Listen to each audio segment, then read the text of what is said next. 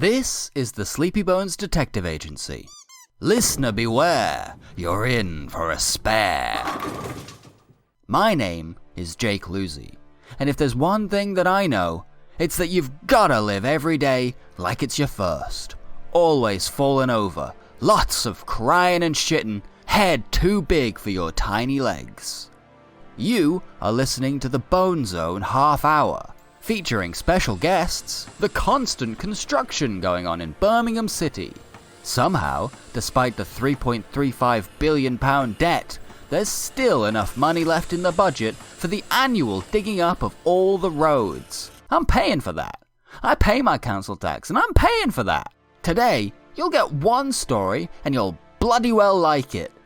Let me introduce you to the succinctly named Cradled in the Big Hands of Our Vengeful God.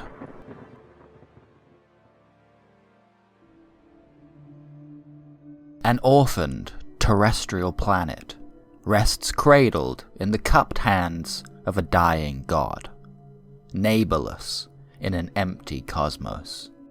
Slouched in the vast, abandoned heavens, a slack skull stares down upon 1/8 of this humble globe.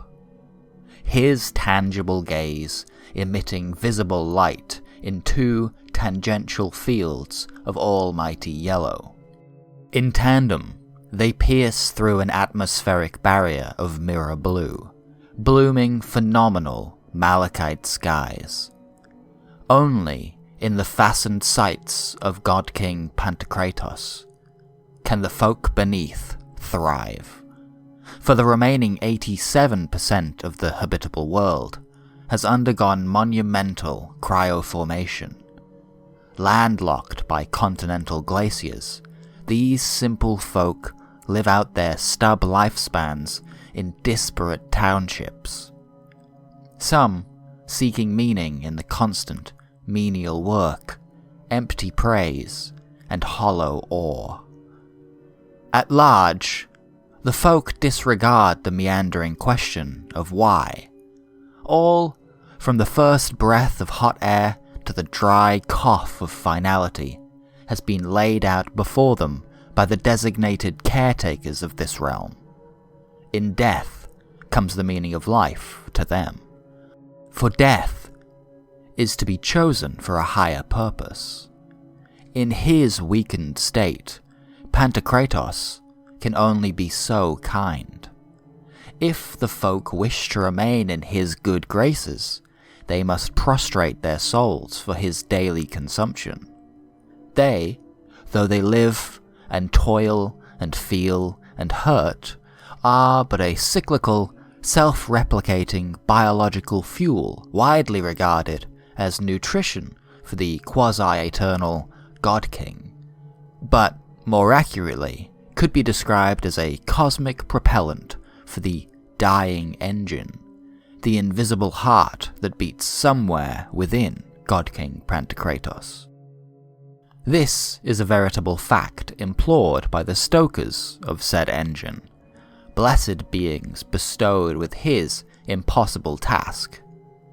His first chosen, Eldano, the fabled messenger beyond, comes abrupt and without warning to collect the willing, the late, and the needed by hand, leading them from this tragic realm to a final, fulfilling freedom, awaiting 'neath the gaze of a kinder and older god.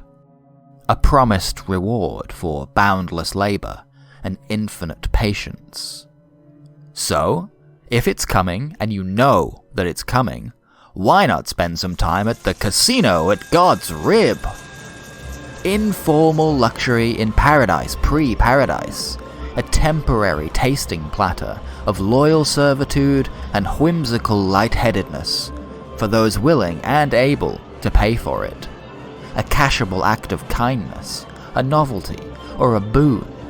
Luxuries and pleasure went furthest, since the stokers were deep down curious, instinctual creatures with little self-control. Life, or rather time served, bought a person much, much more, so long as they knew what they were worth. And, once inside, one could see exactly why a person might gamble away all of their remaining years in one session. The casino at God's Rib was air-conditioned, an escape from unbearable, insufferable heat that radiated from the God King's perpetual glare. It was, for example, the only place known to the folk able to produce ice outside of the glacier endlands. It was a place to drink, and to mingle, and to play, until the messenger beyond themselves came to collect. It was all pointless horseplay, and, to be frank, currying favour with those who kept the world running only did so much for those already in and amongst them. For example, anybody who just so happened to work for the casino at God's Rib. After all, somebody had to. Actually, many people had to, for the casino itself consumed an equal landmass to the township of Mercy from which it had been built. In this particular case, somebody was a woman named Mona. She, like all the folk beneath that lived under the endless glare of the God King, had skin of a chestnut brown, deepened beneath her eyes, across her shoulders, and down her forearms from the scorch sores of prolonged exposure. Her dry, red eyes throbbed in their sockets, exhausted from the perpetual blindness. Godking Pantakratos did not sleep, thus his brilliance never grew dark, or even dim. Construction of the casino at God's Rib took this into account, filtering the light through a roof made of glass and reorienting it in all directions via quartz crystals, ensuring the light was inescapable in all quarters. Host was Mona's official designation, though she was not a grateful one. On this particular day, she was rotated on to reign over one of the 7 card tables, directing a game designed by the folk beneath named Grave. A game of lowest hands played with a pair of 54 card decks cut together. Shuffle first, then deal out 5 cards per player face down. Clockwise, each player takes a turn to either fold, turn over a card and keep it, or trade it for a draw. After 5 turns, the round is called, and the player with the lowest hand is declared the victor. Unlike most of the event draws on the play floor, Grave was not a roll-centric game. After a full count of 7 rounds, Mona had the freedom to rotate her position, offering each player the divine role of dealer, as well as giving herself a chance to gamble in her on time. This flexibility gave Grave away as a mortal invention. Perhaps, though, this was why the table was never entirely untended by customers, but was unpopular with staff members. It was not attractive to the stokers, who deigned not to share their heavenly charge. She'd get 1, maybe 2 at most, per month. More often than not, whilst it was physical and mental toil being so chipper for 14 hours a day, tending the grave table meant she usually did not have to associate with anybody with an attitude problem. On this particular day, this was not the case. At the end of the 7-round clash, the stoker Ellery doffed and sat themselves down between 2 rather unlucky folk who had spent several hours racking up a time debt that near baffled Mona.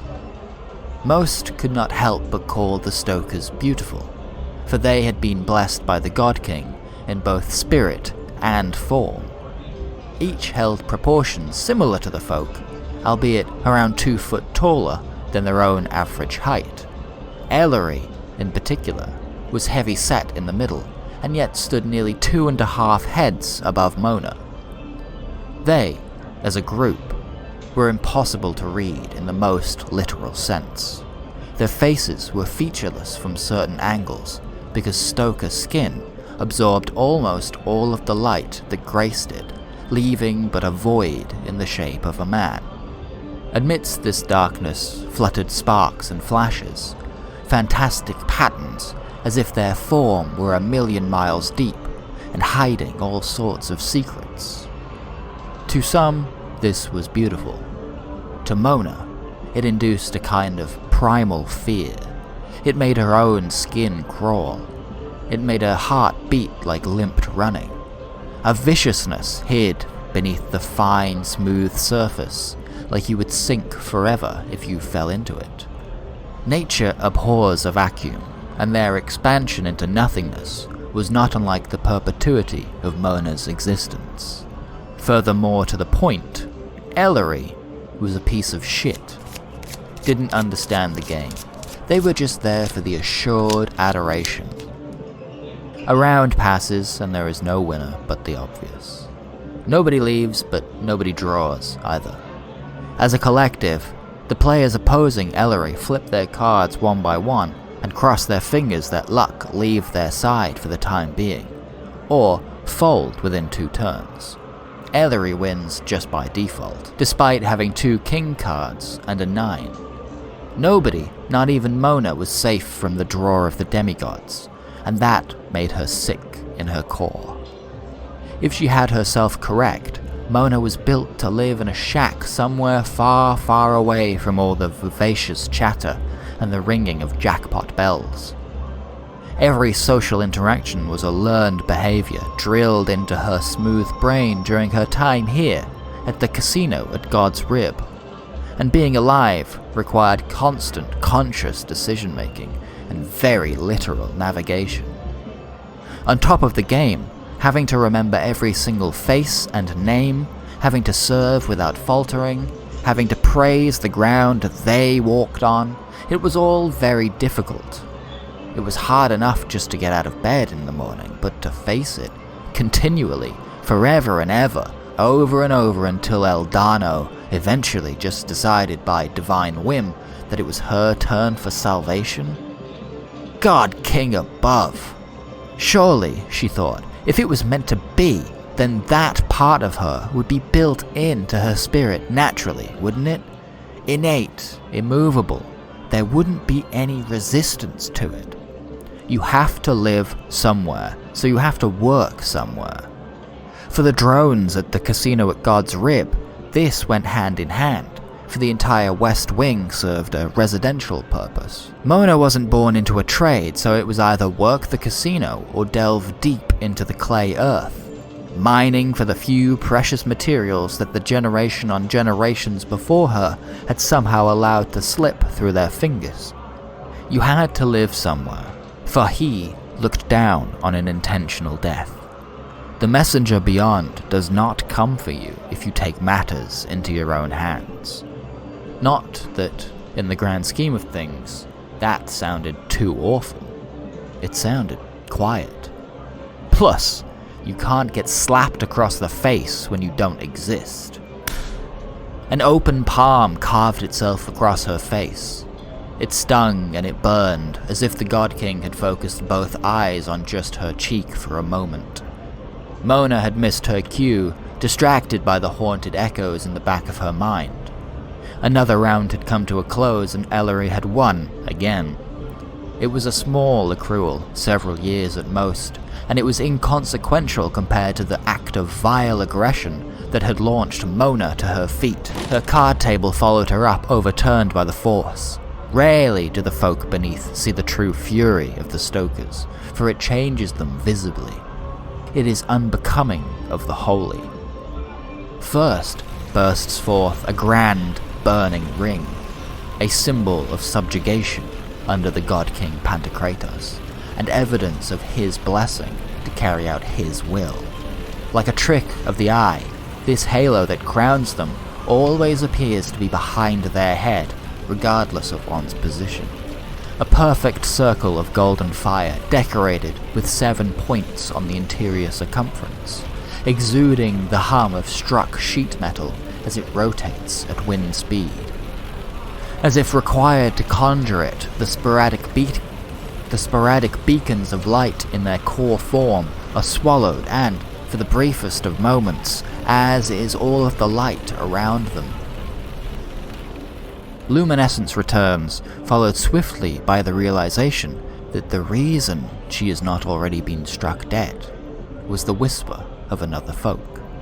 Aldo, the manager of the casino at God's Rib, kisses a message into the right ear of the stoker. This something unheard dims the halo crown and rekindles the spiraling flares into the demigod's core, larger and brighter now, as if to mock her, as if some of the God King's light has been permanently stolen from the folk. Take it, she thinks. All the better, she thinks. A grin that bears sand-white teeth, as if Ellery is but a mortal being clad in a darkness impossible, stolen from the folks eons ago, a man wearing the torn skin of a god unbeknownst, a disguise, a faltering. All of a sudden, Mona can see flaws in his design, in his will. A seam has opened up in the corner of the world, and she wishes, with all her remaining might and motivation, to stick her finger inside and claw it larger until it is wide enough to fit through, and she can exit from this farce. Then, laughter that could shake the bones of the God King himself permeates the room. Less a laugh and more of a wail that goes on and on and on until the surrounding peons realize that they are supposed to join in. Mona, alone and in silence, does no such thing. Treason, almost. Intentional. She is tempting the Celestial into striking out and making an example of her. Go against fate. Test whether the chain can be broken. Trick the stoker into burying her. Would that count? "Be merry," says the demigod, "and rejoice!" Ellery departed to a chorus of raucous applause, choosing to forego their winnings and returning them to their original owners, nullifying the game that Mona had spoiled. Aldo called after them, a hollow "come back soon" echoing through the casino. Typical, really. Had a stoker told Aldo that he should be put to death, he'd thank them for sharing their opinion and suggest economical methods of execution. He had no sympathy for Mona or the way that she thought about these things. He'd been born for this kind of snivelling work.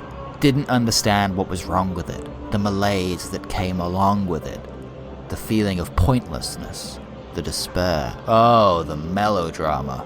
Even she knew that this feeling wasn't usual. Evidence seemed to suggest that Mona had simply been built incorrectly from the ground up. Aldo's mistake was offering her the job in the first place. She'd tricked him well enough in the interview. She'd tricked herself even. But actually doing the job like you mean it in any way whatsoever is an entirely different set of skills. How far can one get by pretending anyway? Was Aldo pretending? Surely there was nobody in this entire casino that really wanted to work here. She felt that in her heart. Aldo hooked Mona by the bicep, his filed nails digging into her bare underarm flesh, and started dragging her in the same direction that Ellery had fled.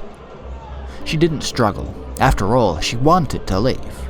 She didn't go limp, didn't make it any easier for him. A frantic hive of customers took to the play table in their wake, returning it to its upright and decorated position, and another, fresher-faced member of staff took her post, Rosa, not yet broken by the pressure of the job. Would that fade too? Did other folk grow tired at all, or were they just born able to persevere? Aldo didn't take his hands off her until they were far from the card game tables, near the lotteries and the 2-up booth. From here, there were really only 2 options to be laid out before her. She could work the front desk, or leave the casino behind forever after. From the very beginning of her employment here, Mona had flat out refused to take up the spot at the reception, owing to a lack of confidence or, closer to the truth, a generalized distaste for the kind of people that spent their free hours gambling at the casino. Now, Aldo was offering her one final choice. Give in or give up. He didn't need to tell her. He just loosed his grip on her, tapped her on the back twice, and returned to his duties deeper within the casino. And truly, the choice was obvious. Every single God King granted fibre of her being swore and screamed at her to walk right out of the gilded door and never, ever return. It was what she needed. She didn't want to be here. Here, the casino at God's Rib, or here in Mercy Township. Still, though, what was out there? The outside world, the living eighth, only had so much to offer. Here, below the God King's sternum, they were so close to the border of the gaze that even an eighth felt insignificant. She'd never left the township, but it had enough of a reputation as a tourist trap for her to have met folk from all corners, and she knew, deep in her heart, that there was nothing worth finding out there. Mercy, by all accounts, was the largest township in the living eighth, and while it was not their home, it was the haunt of choice for many of the Stokers, who spent near all of their time here when they weren't out completing their individual duties. Mona left the building, but only to clear her head of the fog that had been enveloping her. This was not a recent malaise, but after today, it felt more opaque than ever. It was heavier, and it could not be wafted away with a simple flick of the wrist. A distraction, that is what she needed. Mona took stock of all that was around her. What did she like? What was worth staying for here? In the air hung the smell of fresh ground coffee, which was a new development in Mercy Township. It had been discovered in a jungle adjacent to the second closest settlement, Carve, which, in the early days, provided the lumber and labour required to build Mercy in the first place, but now, since all construction had been halted in favour of stasis, had little else to do but forage and starve. And, well, that was about it, really. A smell. That was the one single addendum to the harrowing atmosphere that she really cared for. Well, actually, she hardly cared for that either. For what good was a beverage with a waking effect in such a timeless place? She'd felt nothing but inexhaustible wake, naturally. It was a tiredness that could not be quelled, an oxymoron carried through her body, in her blood. Mona found herself a spot in the shade of the casino and lit herself a hand-rolled cigarette from her pocket. She'd gotten them from a foreign trader who'd anteed them up in a game of grave and lost. She'd pocketed a couple of them herself before turning the rest in, since the leaf itself couldn't be grown in Mercy, and the Stokers had developed a taste for the smoke. So had she, it turned out. Now, there were only two left, and no sign of that trader on the horizon. It didn't matter where you stood outside of the casino. Godking Pantakratos was omnipresent. Direct observation of his looming omnipotence was both ill-advised and frowned upon. Stokers told that, were one to look directly into his almighty gaze, they would go mad before they went blind. And an example of this very phenomenon was occurring right before her own eyes. 3 of the folk beneath were scaling the God King's immobile frame. A strange thought occurred in the barrel of her mind. They too had skeletons. Few had been observed in any particular detail. The messenger beyond left no remains behind. Only victims of homicide or suicide were viable, and, even then, most citizens of Mercy believed madness to be contagious. Morbid curiosity overcame her, and Mona took up and moved to a spot in the light where she could watch the upward struggle. A crowd had gathered to the right of the casino, headed by a pair of Stokers, Ellery and Elsa, another demigod familiar to Mona for being to whom the casino at God's Rib had initially been dedicated. Her illuminated flickers fell downwards like sand in an hourglass figure, falling between an occasional lone strobe, which appeared to be dancing, between the shadows of their infinite form. As Mona approached the crowd, she noticed that Elsa was speaking to Ellery in a language that she could neither understand nor mimic. A mystery sealed with a laugh and a handshake. The up-travellers were but specks. They must have scaled the casino to begin with, which is nestled between the two ribs, the bottom of which touches land many, many miles apart, outside of the city, likely somewhere amongst the glacier endlands. But that would only get them to the second rib up. They had, through sheer manic determination, now made it to the third rib, before exhaustion demanded they stop and rest. It must be cold up there. The God King's rays only just abrade his almighty visage, and it is primarily the emanating heat which keeps the surface of his bones from freezing over, at least from what could be seen from the ground. From her perspective, Mona could not fathom how one of her own kind could reach any further up. Ignoring the atmospheric demands, the void between the third and fourth rib was too far flung from mortal reach, and the distance only magnified with each following bone, and were they to follow it around, hoping to climb the God King's spine itself, they would freeze to death before they even began their ascent. Around 20 minutes of rest and indecision passed, and one of the travellers had a moment of clarity and lucidity. He threw himself from the rib into the ground, out of the sight of his brothers and sisters, and again, and then again, until there were no more atop his mountain. Misery, thick as a sandstorm, waved over the crowd as they witnessed a fall to madness, a grasp at one last hope, and then submission to loss, all in but an hour. Very few of the folk beneath did not understand the purpose of this ascent, though not one of them would admit to considering such an impossible task themselves. There was a shared knowledge kept amongst themselves. They knew of the God King's remaining flesh. Stoker mythology told their origin thusly. A great war took place between the fleshed God King and the original inhabitants of the whole world, who, in their desperation to steal his grace, climbed and chewed and gnawed at his physical body until there was no skin, until there was no muscle, until there was only bone. And in doing so, they became immortal themselves. Over many, many years, the God King grew weak, and eventually could no longer spin the great globe that he held in his lap. Pantakratos, unable to defend himself, used the last of his living will to split his soul into fragments, and fed these fragments to a lone 26 who had never once taken up arms against him. They became the stokers of the stuttering engine, the caretakers of this world.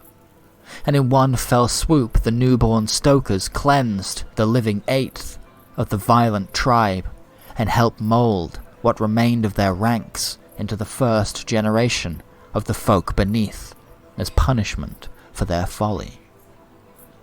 Redacted from this tale, some believed, is the idea that there were still some hunks of dead flesh remaining, tucked somewhere between bones, in the knuckles, and at the base of the spine. If, some believed, a folk were to partake in this meat, they might receive the will and the ability to change the world. Rebellion, those few believed, was a birthright of the folk. Mona didn't know what she wanted, or if she wanted this power, but she knew what she'd do with it if she were given it. Had she the stoker's longevity and immortality, she wouldn't stay in the bounds of the gaze. She would travel across the planet to the far, far side where the exact midpoint of the glacier endlands sat, and she would bury herself in the ice, and she would be left well alone for as long as she needed. She would not change anything but for herself, because she was selfish, and that was what she needed to be. For just a little longer, She needed to be alone. She could not bear to be here anymore. As she turned her back on the God King, she saw them again, Elsa and Ellery, the former's lips to the latter's ears, Elsa slipping something into Ellery's hand. An orb of some kind, shiny and smooth. A gemstone, inside of which was a kind of unnatural, swirling fog. Ellery inspected it for but a moment, before placing it inside their mouth, flashing those sandstone teeth for just a second as they swallowed the orb whole. Mona saw it momentarily get caught in their throat, but it soon passed without panic. It did not take her long to figure out exactly what had been going on here. "You bet on this?" she said from across the dispersing crowd. Mona did not need an answer. Ellery had bet on the death of the figures, and Elsa had bet on their success by whatever metric something like that could imagine. Had she been endowed with the God King's will like them, she'd have blown out her own violence halo as she strode across the distance between them and laid her balled fist in the smack middle of Ellery's face. It had no effect on them. She could feel their skin humming beneath her knuckles. It almost burned, a familiar sensation. "You understand nothing of this world, worm," echoed Ellery's voice as the ring flamed behind their head, blinding Mona. In the white-hot void, she felt them take her fist from their face at the wrist, and with a swift jut, it is broken in two pieces and torn off her body. A scream, boiled from the center of her mass, gets caught in her throat and becomes froth and bile as her blood spills into the sand. "You are nothing but a plaything to us." "Ellery, cease this nonsense," says Elsa, smacking her sibling with the back of her palm. "Come here, child. Let me take a look at you." Mona, losing herself to her wound, did as she was told. She pulled herself not to her feet, but to her knees and near bowed in the direction of the softer-spoken Stoker. Just as her vision began to return full force, she felt Elsa's vibrating hand grace the side of her cheek, where earlier she had been slapped. And in the next instinct, Elsa plunged her index finger into the center of Mona's forehead, and she was gone, out cold and in the void. It was immediate. The sensation that she was leaving her body behind and her spirit disintegrating, becoming a part of the God King without the Messenger Beyond's interference. Around her, as though she were the tongue in his great maw, the shape of a skull loomed and watched her. Naked from her skin, it swallows her whole, and in her place blooms a dream world similar to her own, but made distinct by the visage of the Godking Pantakratos, bearing skin on his behemoth bones. Soft and pale blue, pinstriped by thick, streaming veins of black, through which cyclical bursts of celestial blood would run. As this substance shuddered down his length, the surrounding skin would flash in and out a vibrant purple color. Only, it is not him. It is someone else entirely. Mona could not make out a face in this vision, for their gaze seemed brighter than ever before. As if hexing their unfair world, this unknown God King shook their meteoric fist at a soaring congregation of 7 winged stokers, upwards and in their direction. This, she knew, was not a vision of the past, but a dream of a future. As the hand draws close to them, the stokers burst into great white flames, dead instantaneously. No shred of flesh remains, only a shower of golden blood, taking the place of their erased forms, splashing down atop the sand below them. And she was there, standing amongst the rubber trees, watching this losing battle go, ending not in the consumption of seraphic skin, but in the total devastation of the stokers of the stuttering engine. Despite all of this, the casino grew out from around her, from the ground up, unfolding like wrapped leaves, She is buffeted by the very fabric of the place, knocked down by a card table, thrown over by the carpeting. A great gold and glass expanse launching out around her, consuming the space, only to be torn into by the unstoppable fist of the reckless new God King. It rescues her from the developing venue, but it does not show her mercy. As she is thrown into the obscured, screaming mouth of the bearer of the universal crown, the dream world disappears as if it had never been shown to her. Mona had not died. She herself found this to be a shocking revelation. She was no longer bleeding. Somebody had tended to her wound. It was gone, though. Her arm had been torn off at the elbow. A second revelation then came to her. It was dark, and it was cold, too. A third, following almost immediately. She was being moved somewhere by someone in this darkness. "Careful now," said one of them. "She's in a lot of pain." This was untrue. She actually felt nothing at all, except the lightness of being held by 3 separate individuals. One held her feet, while the other 2 were propping her up by her shoulders. "He has sent her," mumbled one. "He has sent her," confirmed the other.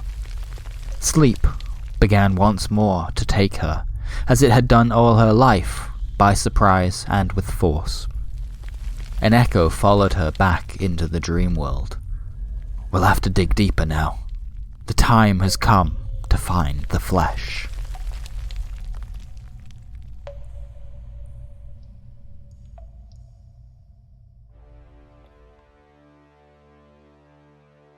This has been the Sleepy Bones Detective Agency.